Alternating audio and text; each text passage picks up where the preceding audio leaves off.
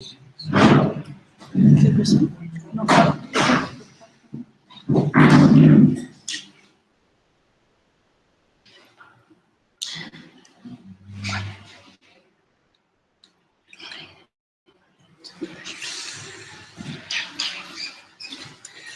Bien, bueno, lástima que no tuvimos más tiempo para hablar de este análisis, esta riqueza de que es un análisis bastante versátil, un análisis que se puede hacer analizando videos, etiquetándolos, y que se puede usar, como decía Himmler, tanto para estudiar desde una perspectiva cualitativa, como también se presta para hacer cuantificación. Yo voy a seguir en la vía de la cuantificación, más alejándome ya de lo más cualitativo, para mostrarles lo que también lo que hemos estado haciendo en el laboratorio en LIF, en Lenguaje, Interacción y Fenomenología, con Carlos Cornejo. Sucede que, además de este tipo de análisis, que como decía Himmler, son muy trabajosos, nosotros queríamos hacer algo automático, y nosotros podíamos prever que eso iba a significar menos trabajo. No sé qué estábamos pensando, Carlos, cuando nosotros teníamos esta idea. Pero bueno, nosotros, no porque pensáramos que esta aproximación es en ningún sentido mejor, sino que porque queríamos explorar también otra cosa.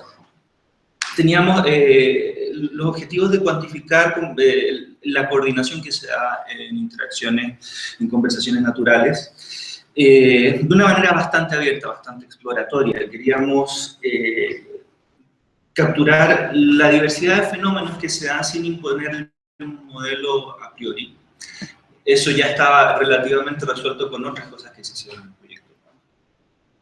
Y la tecnología de captura de movimiento parecía una herramienta técnica bastante interesante para hacer esto, porque esto mide cómo se mueve uno, captura información sobre el movimiento del cuerpo. Entonces la pregunta que Carlos se hizo en ese momento y que luego comenzamos a trabajar es, bueno, ¿qué podemos encontrar si utilizamos esta técnica con dos personas que están en una interacción que es natural?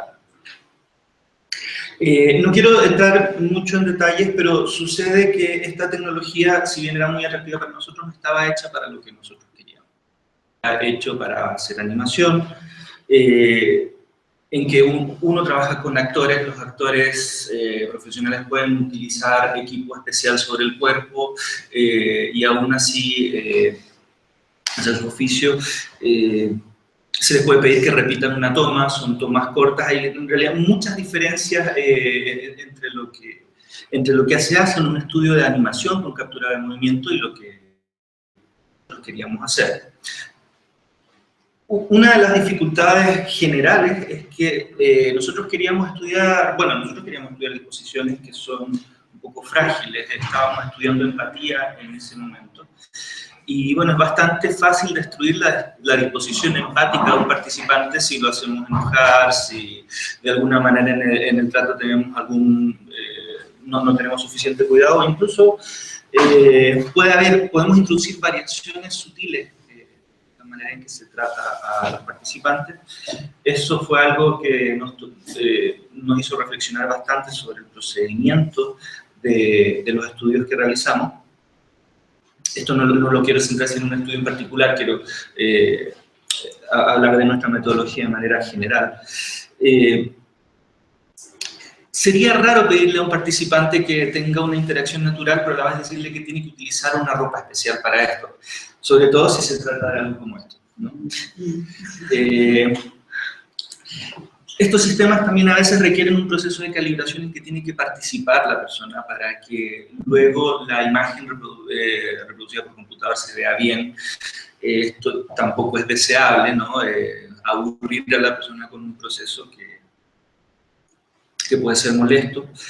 Hay ciertas reglas que se deberían seguir también si es que uno es un actor utilizando este tipo de técnica. Básicamente evitar que se tapen estos marcadores visuales que son lo que el aparato sigue, que son lo que el aparato captura para medir el movimiento, ¿no? En nuestro caso, nosotros no queremos ponerle restricciones a las personas, tampoco queremos que estén pensando en las reglas que tienen, porque esto alteraría este fenómeno de interacción natural. La espontaneidad que requerimos es un problema también. No podemos decirle, mira, sabes que tuvimos un problema con la grabación, por favor, repite los últimos 30 segundos de conversación que tenías cuando le estabas diciendo eso que le pasó a tu mamá, por favor, no nos sirve. Con todos estos desafíos, y después de un largo trabajo del equipo del laboratorio, llegamos a una solución que empezamos a ver, digamos, la luz al final del túnel, empezamos a encontrar soluciones que funcionaban. Utilizamos un sistema de captura de movimiento que es óptico, con marcadores pasivos, que quiere decir que utiliza cámaras de video, muchas de ellas, y que lo que el sistema sigue en el espacio 3D son esos puntos que ustedes ven ahí, que son unas esferas reflectantes que reflejan, bueno, muchos tipos de luz, pero en particular reflejan luz infrarroja, que nosotros no podemos ver. Pasivo significa que no emiten su propia luz, reflejan luz que está en el lugar, y eso es muy bueno porque significa que no tenemos que llenar de cables a las personas, lo cual sería también rarísimo. Utilizamos bandas elásticas para poder colocar esto de una manera que resultó bastante cómoda en casi cualquier tipo de ropa. Tenemos pocas restricciones sobre cuál es el tipo de ropa que pueden usar las personas, entonces podemos hacer esto tal como ellos llegan al laboratorio. Utilizamos muchas cámaras y la razón de esto es que mientras más cámaras uno tiene, más difícil es que se pierda o se quede sin ver uno de estos marcadores por algún movimiento que hagan participantes. Y tenemos muchos menos marcadores que los que se utilizan, esta es la diferencia fundamental, que los que se utilizan en animación. Para la animación uno coloca en cualquier parte del cuerpo varios de estos marcadores en un patrón que permite reconocerlo. Colocar estos marcadores es un proceso largo y molesto para el actor, o en este caso para el participante, que a nosotros no nos servía. Lo que perdemos al tener menos marcadores es dos cosas. Estas reconstrucciones en 3D que tenemos ahí de lo que pasa tienen cierta distorsión, no se ven igual a como si la persona puede el cuello estar exageradamente largo, la postura, que es algo que a nosotros no nos hace ninguna diferencia para nuestros propósitos. Pero hay otra cosa importante que se pierde y que no se puede identificar de manera fácil y automática a qué parte del cuerpo corresponde cada uno de esos puntos que estamos siguiendo. Entonces, nosotros lo que ganamos es simpleza, pero al momento de la interacción, pero esto nos obliga a hacer un poco más de trabajo de preprocesamiento de los datos manual posteriormente. Las reconstrucciones técnicas son como una casa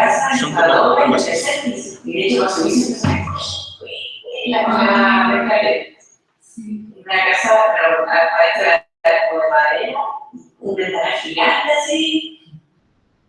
Estaba durmiendo, no se me ocurrió una que y no se me quiso ver la luz. Yo no veía, pero estaba muy lenta que yo dormía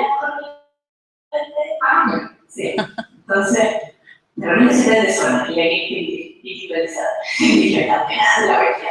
Pero me llevaba a los técnicos, exacto. Eso, de casi tenía. A mí me han dado una conclusión. La cuestión es que empezó a... Bueno, suficiente para tener como alguna idea de lo que estamos haciendo. Bueno, este modelo no nos lo aceptarían en Hollywood, pero funciona para lo que queremos nosotros. Donde vino en realidad la mayor parte de nuestras aventuras fue luego ver qué hacíamos con estos datos. Había muchas decisiones que tomar y las fuimos resolviendo de a poco durante un trabajo relativamente largo. Esto tiene que ver, por ejemplo, con que las decisiones que tomábamos sobre cuánto simplificar cosas, nosotros lo estamos usando en nuestras investigaciones. Y para no extenderme más, solo dejo con esta idea, ¿no? De que hay bastantes preguntas sobre cómo se interpreta esto, pero es una herramienta bastante poderosa porque nos permite ver con qué frecuencia ocurren ciertos fenómenos que no son observables a ojo desnudo, y eso es, o no necesariamente son observables a ojo desnudo, y eso es importante. Ya tenemos cubierta esta cosa más interpretativa, más bien, digamos, videográfica, como lo que mostró Himmler. Podría ser que haya mucha coordinación que no se puede ver en un video, que solo se puede detectar al agregar lo que pasa con mucha frecuencia en muchas interacciones y desenterrarlo del movimiento más claramente visible. Eso es todo, muchas gracias.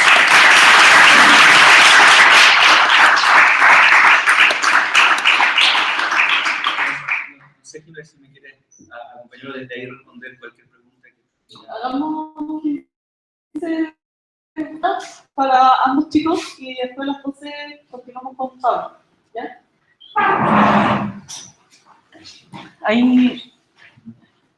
Sí, yo tenía un par de preguntas, una un poco analítica. Okay. Pero respecto a los movimientos, quizás estamos de acuerdo que la espalda o la columna vertebral tiene un rol clave, pero ¿no sería acaso interesante analizar un poco, en el sentido explícito del término, el movimiento frente atrás, derecha, izquierda y rotación? De acuerdo, nosotros en algún momento hicimos alguna distinción, por lo menos entre esos dos ejes, ¿no? El eje como de la proximidad entre ambos, el que conecta a las dos personas, y el eje lateral.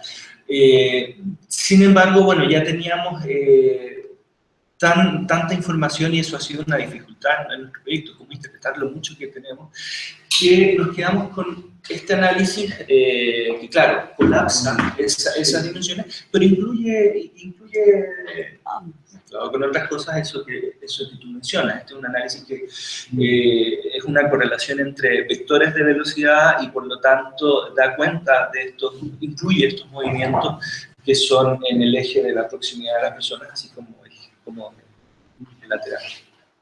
De la rotación quizás no. La rotación, piensa que ahí queda un poco. sí, la rotación nos parece que sería bastante interesante analizarla en la cabeza, por ejemplo. Tenemos, de hecho, la información para hacerlo. Y también está, aunque no es precisamente rotación, los ángulos que se forman en las articulaciones, que también sería interesante relacionarlos entre un participante y el otro. En un estudio de eso encontramos algo muy interesante, sin embargo a la hora de la interpretación llegamos a conclusiones bastante similares. Y bueno, esto que yo les presento no es un estudio que está presentado de manera completa con su metodología detallada, es para dar un ejemplo, y para ser franco nos ha costado bastante esto de la parsimonia, de cómo podamos esto para mostrar. Pero estoy totalmente de acuerdo contigo de que son cosas interesantes al punto que de hecho las estudiamos en su momento. Y recuerdo la segunda, por favor, era respecto, hay algo que llamamos de delay, que son los experimentos que vimos en el Congreso de Estudios Científicos de la Conciencia en Buenos Aires, en el cual a los sujetos tú le dibujas una letra en el vientre y está actualmente con ojos cerrados abiertos y él dice qué letra siente. Y eso lo usan como un experimento, como para ver en qué medida la persona tiene su intrapercepción o se pone en el lugar del otro. O sea, se mira de afuera o de adentro, por decirlo. Entonces, lo que se me ocurría que podría ser interesante tratar de correlacionar el resultado de este test de los sujetos con su comportamiento interactivo sincrónico. Sin duda, la verdad es que nosotros tenemos que avanzar a ese tipo de direcciones porque, como comentaba, hay algunas ambigüedades interpretativas importantes que nos presenta esto. Por ejemplo, si hay mucha coordinación inmediata, tiempo cero, ¿eso qué significa? Significa que están, por decirlo claramente, en muy buena onda, en una excelente disposición, están realmente... O significa otro tipo de cosas, porque nosotros hemos visto en algunas interacciones que son bastante duras psicológicamente, por decirlo, que es molestas, incómodas, un aumento tremendo de la coordinación en tiempo cero. Parece que hay algo que uno hace de tratar de comprender al otro a través de sus movimientos, así, por lo menos así lo interpreto yo en este momento, que tiene que ver con una necesidad de aprender al otro. Sí, en ese sentido, siempre hemos pensado que detrás de esos fenómenos de simultaneidad también hay efectividad, que era un poco lo que intentaba mostrar en esos ejemplos. Y bueno, estamos también trabajando en eso, tratando de ver cómo mostrarlo de manera más sistemática, usando análisis como los que mostró Esteban. ¿Más preguntas?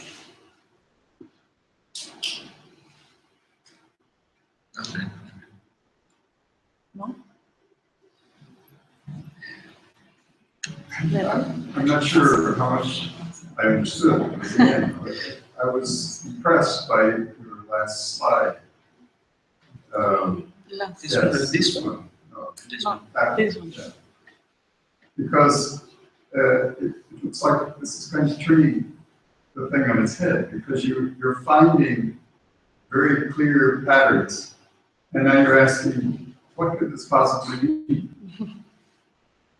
Is that right? I mean, what exactly is this pointing to? Yes. How can we translate this into something we understand? I thought that was very, very interesting approach. Sí, bueno, esto tiene que ver con la naturaleza exploratoria de este asunto. Y sucede que nosotros teníamos esta tensión que tiene que ver con que para descubrir estos patrones generales teníamos que hacer la agregación de muchas conversaciones, ¿no? Y eso necesariamente hace que muchos fenómenos distintos se sumen en un solo resultado. Y eso es lo que nos genera esta ambigüedad. Cuando yo pregunto, por ejemplo, la correlación positiva significa que cada participante está tomando la perspectiva del otro, o tal vez que están tratando de mantener distancia, lo más probable es que ambas cosas contribuyan a eso que se ve de la misma manera en el gráfico. De manera que creemos que tenemos una herramienta que ha resultado ser bastante potente. Bueno, varias herramientas en realidad de análisis que son bastante potentes. Pero en el caso particular de este lado más tecnificado de la captura de movimiento nos deja también con bastante duda. Disculpa, otra cosa, hay un fenómeno que hemos notado en contextos cognitivos, por ejemplo, en relación con el aprendizaje, en el cual una persona quiere recibir un objeto, entonces verbalmente, pero gestualmente dice otra cosa. Un ejemplo típico cuando le pregunta a alguien qué sé yo, qué es un código, necesita una definición, pero hace un gesto dinámico cuando está diciendo algo estático.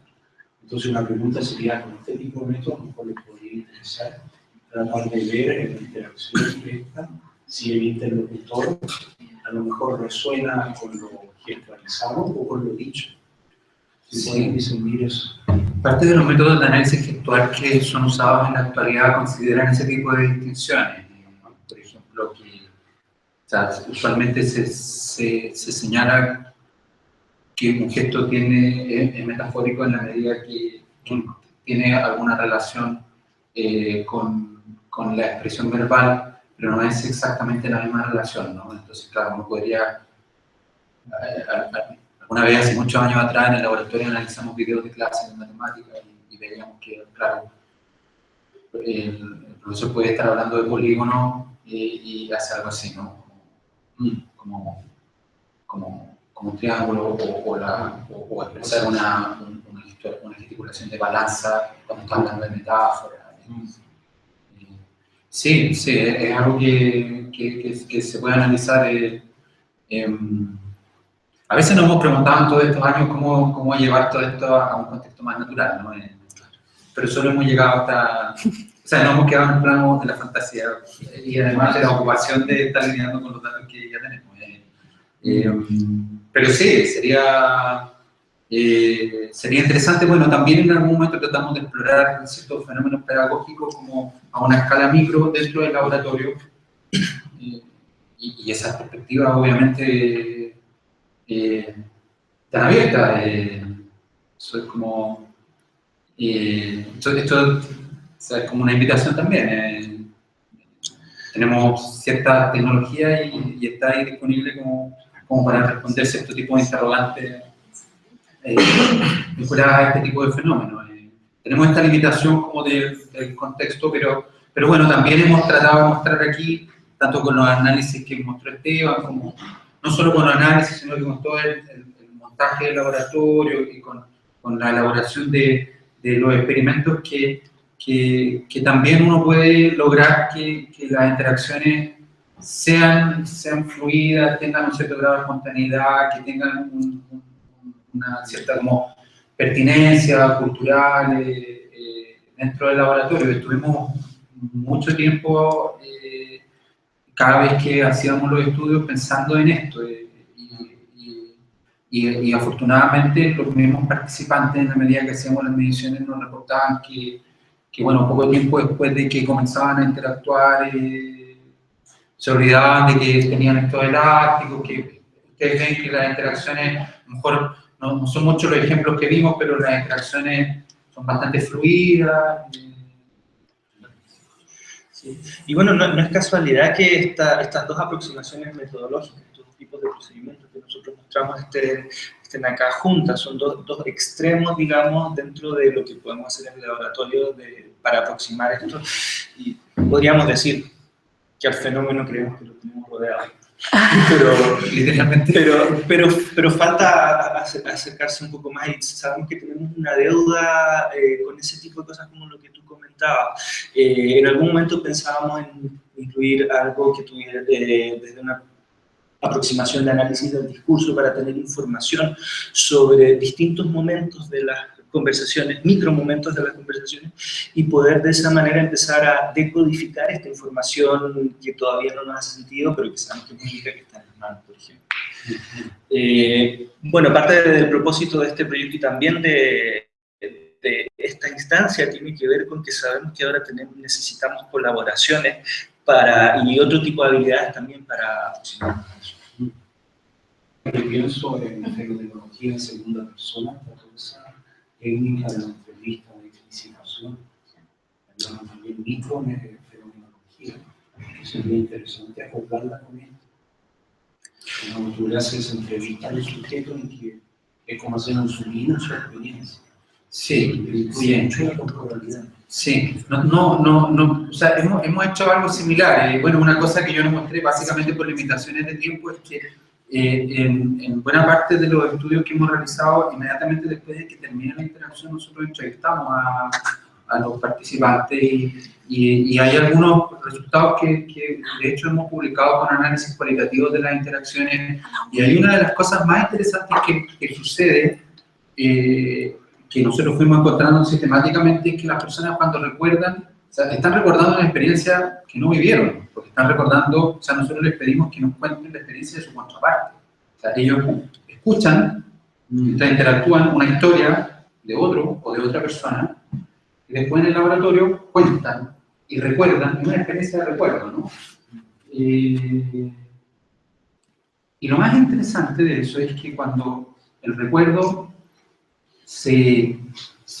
cuando la persona se posiciona en una situación experiencial de emotividad, empieza a expresarse como si estuviese viviendo la situación que está recordando. Nosotros encontramos sistemáticamente ese patrón y lo llamábamos experiencia de recuerdo ya subjetivamente, pero que tiene este valor agregado, ¿no? Que en realidad no está contando lo que esa persona vivió en una determinada experiencia, sino que lo que vivió otro. De todas maneras, que ahí también hay un campo fértil, porque de hecho esos análisis, hicimos un pequeño estudio videográfico con esos análisis que logramos reportar. Después yo hice algunos estudios cuantitativos donde fui mostrando sistemáticamente también cómo se daba este patrón de recuerdo, de experiencia de recuerdo guiado subjetivamente. Pero nunca hemos llegado a trabajar con los datos de captura de movimiento. Tenemos algunos datos de las personas con captura de movimiento mientras recuerdan, y son parte del gran conglomerado de datos a los cuales todavía no hemos llegado a trabajar, ¿cierto? Quizás algún día, o sea, esperamos contar con tiempo para poder trabajar con esos datos.